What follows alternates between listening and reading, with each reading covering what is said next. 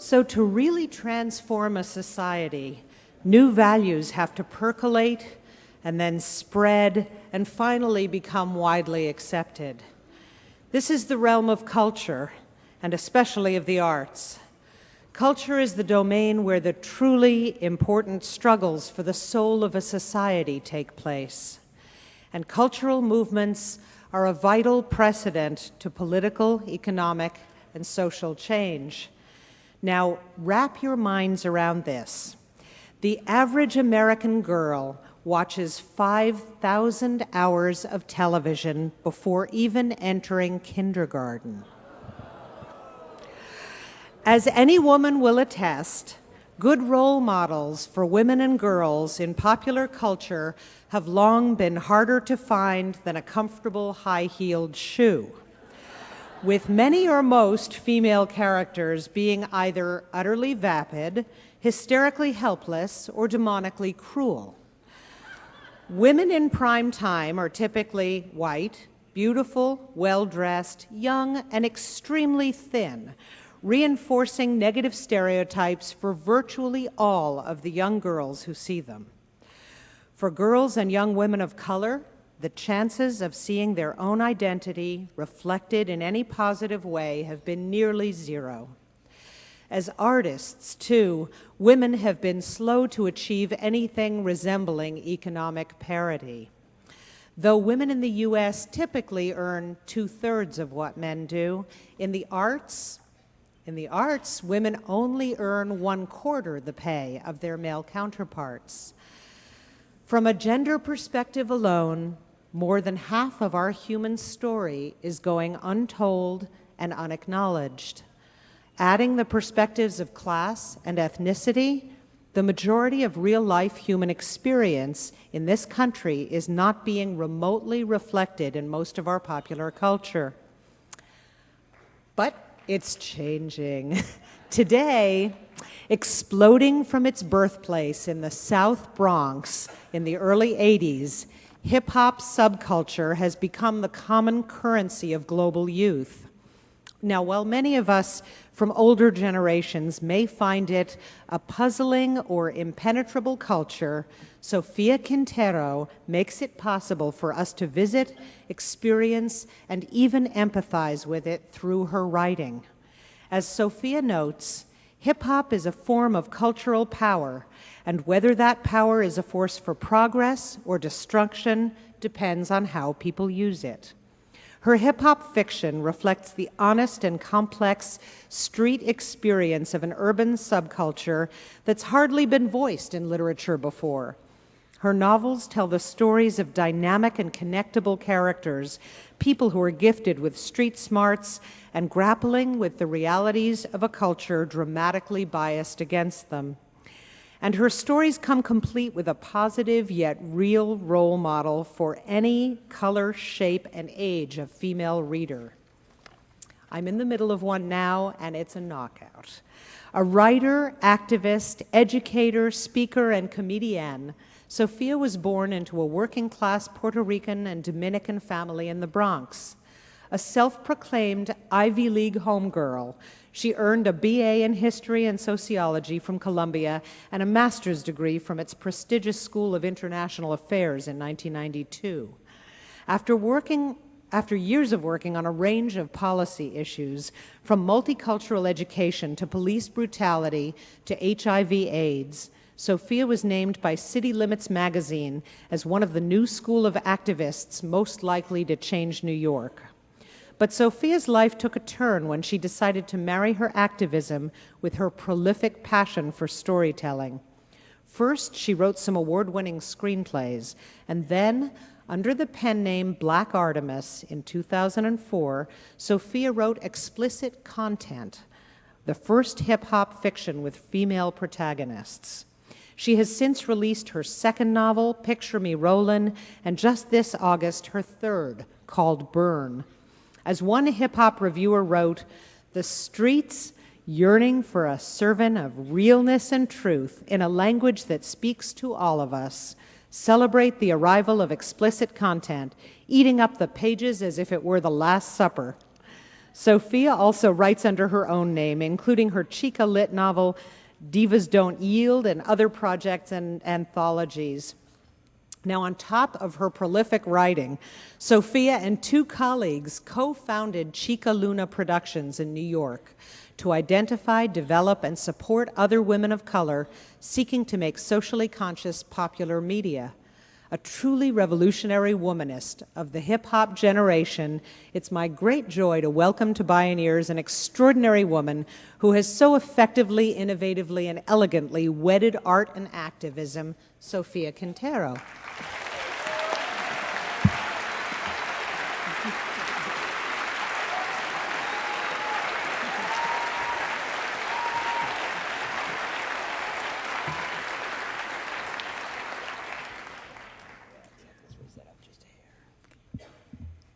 Esperanza never bought or even rented Set It Off because she could never imagine sitting through it once again. Yet whenever she discovered it on cable, she could not turn away from this scene no matter how hard it clenched at her insides. Her chest tightened as Cleo yelled, "You want it? Here we go, me and you," and shoots out of the tunnel with the police copters riding her fumes. Esperanza stole a look at Priscilla. She had her head buried in her hands, her fists pressed tensely against her cheeks, and she looked even younger than her 19 years. Tears rolled down Priscilla's knuckles as her eyes bore onto the screen when the LAPD cornered Cleo, aimed their rifles at her, and ordered her out of the Impala. As Lori Perry sang Up Against the Wind, and already shot multiple times, Cleo climbed out of the Impala, blasting her Uzi and convulsing in a barrage of police gunfire. Although Esperanza was crying too, it took her by surprise when Priscilla let out a gasp and ran into the bathroom. Esperanza waited, but Priscilla did not return. She stood up and walked down the corridor to the bathroom. When she leaned her head against the door, she could hear Priscilla crying so hard she sometimes coughed. Esperanza checked the knob and found the door unlocked, so she let herself into the bathroom. Priscilla sat on the floor, slumped against the vinyl toilet seat. "Priscilla, you okay?" Esperanza sat on the edge of the bed. Without lifting her head, Priscilla cried, "I don't understand why sisters always gotta go out like that." "Prissy, it's just a movie." Priscilla's head shot up, her red eyes like laser beams. "Just a movie? Espy, it's practically every movie." "You know what I hate," said Esperanza? "When the guys flip out, giving Cleo daps by saying, 'Oh, she went out like a man, Latifah went out like a man.' It's supposed to be a big compliment, but it ain't. I'm like, well, she's not a man. So what, she had a girlfriend? She's still a woman. And when all those mofos were watching them on the news, she rode and died for her girls. Where were all those real men at then?" They sat quietly for a moment. Priscilla shook her head. "Why it gotta be like that?" Esperanza wished she had an answer to her question. She might have had she read any of the books that surrounded her these days. She at least knew one thing. There are women trying to figure that kind of stuff out because they don't really believe it does have to be that way at all. Like who? Well, one, her name's Bell Hooks. Priscilla's face twisted with amusement. She a rapper? That was an excerpt of Picture Me Rolling, which is the second of 3 novels that I wrote under the pen name Black Artemis. And as Black Artemis, I often say that I write urban fiction for women who love hip-hop, even when hip-hop fails to love them in return. These are women who are fluent both in English and Ebonics. And these are women who refuse to let misogyny drive them out of the subculture they helped build, not merely as consumers, but as practitioners, now that this subculture has also become a global commodity. You know, we have this saying in the hip-hop community called keeping it real, but I always like to ask, but what if what's real needs to change?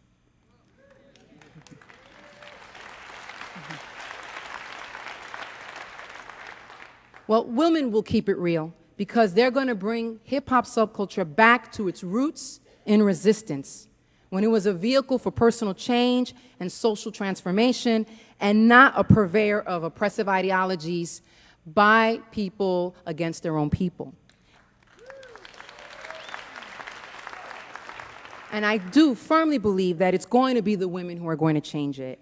And in writing these novels is how I try to make my contribution to that movement, because the answer is not to concede, but to resist. Now, I may be one of very few women who is utilizing hip-hop in the realm of commercial fiction, but I am not the only woman who is using storytelling and popular culture to promote social change. However, there needs to be a lot more of us, and we need to be more diverse, and that's why I co-founded a nonprofit called Chica Luna Productions. As Nina said, the mission of Chica Luna is to identify, develop, and support young women of color who strive to create socially conscious entertainment. Well, why entertainment? Because entertainment is as political as anything we might see on CNN or the Fox News network. So you think Crash is a political film? So is Hustle and Flow. We readily call Thelma and Louise a political film, but we should also recognize Miss Congeniality, Made in Manhattan, Chasing Papi. All of these are also political films. All movies, whether you see them on cable, at the art house, or in the multiplex, are political films. And therefore, it's imperative that we build a cadre of socially conscious filmmakers, especially among women, who will make commercially viable films that tell our stories, whether they are critiques of the way things are or offer visions of the way things should be. And one of Chica Luna's signature programs toward this goal is a project called the F Word. And yes, the F does stand for feminism. Because we're trying to teach young women to embrace it and not disavow it. The F Word is a one-year filmmaking institute for women of color, ages 16 to 25, where not only do they learn the craft of filmmaking, anything from script writing to lighting and editing and all the very technical aspects of making films that are usually male-dominated, but they also undergo political education, particularly in the area of media literacy, community building, and self-healing. Political education, especially media literacy, because they have been told and believe that it's just entertainment. So they don't know how to read a film for its social, political, cultural, and economic messages. Why community building? Because if they're going to build a movement, they need to learn to collaborate across their differences to produce each other's films, because the industry they're going to enter is going to pit them against each other for the scarce resources to make their films, not only just because they're women, but because they're activist women. And then self-healing, because in order to dismantle the internalized oppression that they have gotten from all the negative messages they've received about themselves, because if they don't do that healing work and dismantle that internalized oppression, they're going to unknowingly, despite their good intentions, replicate the very same messages that they want to counter.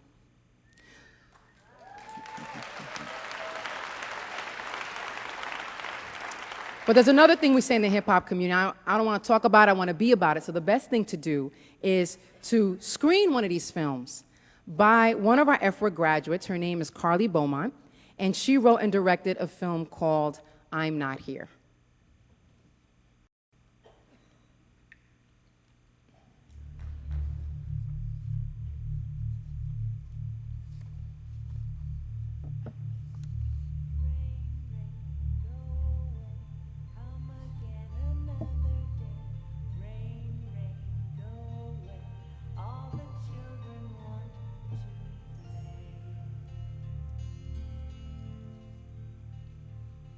It's rain.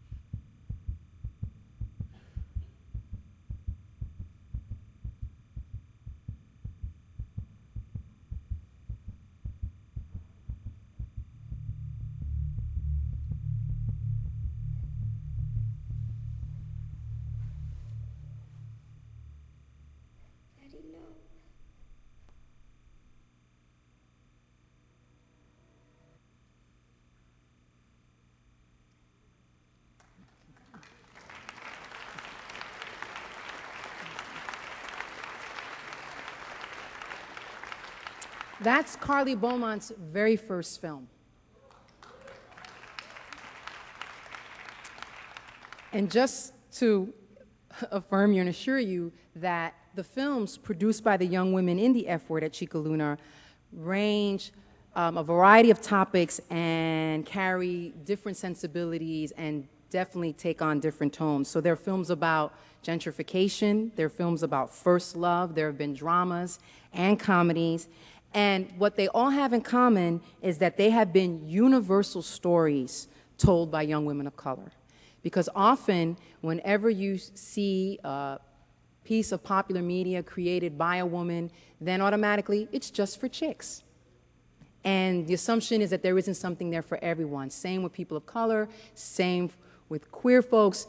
Anyone that's been disenfranchised, when they create a popular media, all of a sudden it becomes too specific and it's not considered universal. And this is what we're trying to challenge. Those of us who co-founded Chica Luna have this vision that one day it will be the Sundance Institute for young women of color.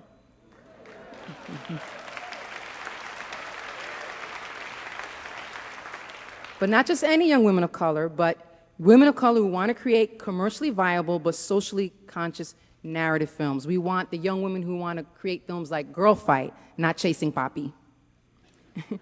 We're talking pre-Paris Hilton, pre-swag Sundance Institute. But the challenge facing all activist filmmakers is this ridiculous belief that pervades the entertainment industry, which is, if you want to send a message, use Western Union. As if every studio picture or television show or commercial radio station is somehow devoid of political, social, cultural, and economic assumptions and statements and conclusions. All media, but especially entertainment media, is selling us something. If it's not a product, it's a belief. If it's not a belief, it's a value. If it's not a value, it's a lifestyle. And this is why it's imperative that the folks in this room and our colleagues who are not here start to seize popular culture as another strategy for making change.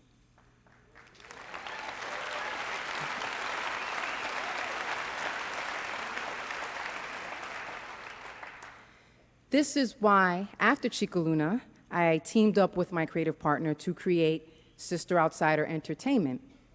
And those of you will recognize that we took the name of our company from a groundbreaking collection of essays and speeches by lesbian, warrior woman, poet, activist Audre Lorde, who once said that poetry is not a luxury. With Sister Outsider, we seek to promote quality urban entertainment, not only in film, but also stage, publishing, and other media. And our hope for Sister Outsider Entertainment is to create a socially conscious multimedia production company that is profitable enough to reinvest in the social justice infrastructure so that we can support the nonprofit organizations like Chica Luna all around the country working on a variety of issues, both within and outside of media, so we can keep the movement going and growing. So I look at cultural activism as something that can occur on three levels. One is on the individual level. For me personally, that's not only the fiction that I write as Black Artemis, but also the unapologetically feminist novels that I write under my real name. Then there's a collaborative level, which is when I team with like-minded people, and we do something like media literacy workshops or create an organization like Chica Luna.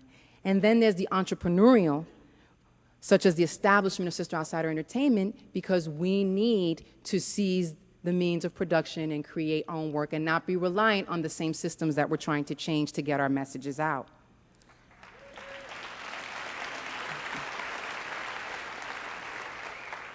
So what drives this work? What compels me and people like me to attempt to commercialize consciousness, as my dear friend and creative partner Alicia Miranda would put it?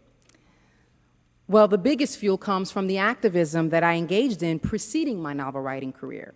And it was an activism that took place both on a professional and on a volunteer basis. So during the day, I would be at a nonprofit organization or a government agency engaged in policy analysis and advocacy. And then in the evening, I was with the grassroots organizations and the other community activists working on anything from fighting police brutality to defending multicultural education in public schools. And it's these experiences that gave me the stories that I wanted to tell. But I want to tell these stories particularly to those who are not already engaged in social justice movements. Writing the novels and even doing the stand-up comedy, yes I did, was a way to marry my political activism with my creative impulses. So I didn't stop being an activist, I just switched to another strategy. But why popular culture? Why entertainment? Why don't I become a documentary filmmaker? Why didn't I become a literary novelist? Because the truth is that what my people who are not engaged in social justice movements and who are the most negatively affected by that disengagement are consuming is popular films, novels, songs, videos. If I want my nephew to read a book by Bell Hooks, I introduce her to him in a book like Picture Me Rolling. Because there is no art house theater in the hood. And young people and adults in the hood don't subscribe to the independent film channel if they even know it exists, if they even have cable. There is no bookstore in the hood, not the major chain or the progressive independent store. There is, however, a street vendor in front of the subway station selling books with titles like Every Thug Needs a Lady. I didn't make that up. Don't go out and buy it. And there are several movies at the multiplex that are little more than Cinderella in blackface, while the feminist critique of those films has been relegated to a radio commentary on a public station that the young people in my community bypass on their way to a station called La Mega or Hot Power or something or other. And I am particularly concerned about young women who, through this entertainment, are being sold a false sense of empowerment by the films they watch and the books they read and the rest of popular culture they consume. Despite all the girl power icons and language, the average young woman today does not explore, define, or pursue empowerment on her terms. Rather, she capitulates to the male gaze and convinces herself that she's empowered because she chose to capitulate rather than to resist.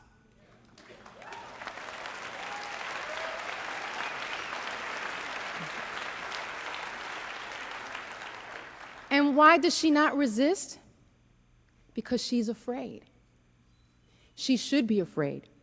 Because everywhere she looks, popular culture tells her that if she's damned if she does, and she's damned if she doesn't. If she doesn't wear those lowriders and tube top, men will not break off a piece of their power and lend it to her. However, if she does don the lowriders and the tube top, and then becomes target of both wanted and unwanted male attention, she asked for it. So she better make like Buffy or Dark Angel and know how to kick butt in those leather pants and stiletto heels. So of course she's afraid. She only has two choices. She can either choose to be invisible or she can choose to be targeted. Not choices at all. That's not empowerment. And she's afraid because she does not see genuinely empowered and fearless women like the women and their male colleagues here at this conference as individuals or working in collective in the films she sees and the books that she reads. This is one of the reasons why I wrote Divas Don't Yield. I know that young women are reading this genre known as chick lit. And depending on who you're speaking to, chick lit can either be a compliment or it can be a diss. I'm not going to worry about that. I just know that young women are reading it. So what I decided to do was to write a chick lit novel. But this is not The Devil Wears Prada or The Nanny Diaries. This is not a novel about a woman vying for the corner office while navigating the boss from hell. This is not a woman on the search for the perfect pair of Manolo Blahniks or any of the average chick lit tropes. In my novel, the characters are a diverse group of unapologetic activists who drive from New York City to San Francisco to attend the women's conference, each packing a little more baggage than she thought. I guess some of you could have written this book. In other words, these are young women who are grappling with issues of race, class, sexual orientation, and faith. And as much as they enjoy to dance and chew the fat and tell jokes, they also have serious discussions about issues that affect them and their communities, much like the women that I know, that you usually don't see in popular fiction. So I do this work because I came to understand that we cannot seriously begin to heal our culture if we refuse to critically engage and deconstruct and offer compellingly progressive alternatives to the media we consume under the veneer of entertainment. We as activists need to translate our issues into accessible narratives that broaden our conversations beyond the elites that we have formed, even though we didn't intend to do that. So if we want to expand our ranks and recruit more people to our causes, we have to meet people where they are, but take them someplace better.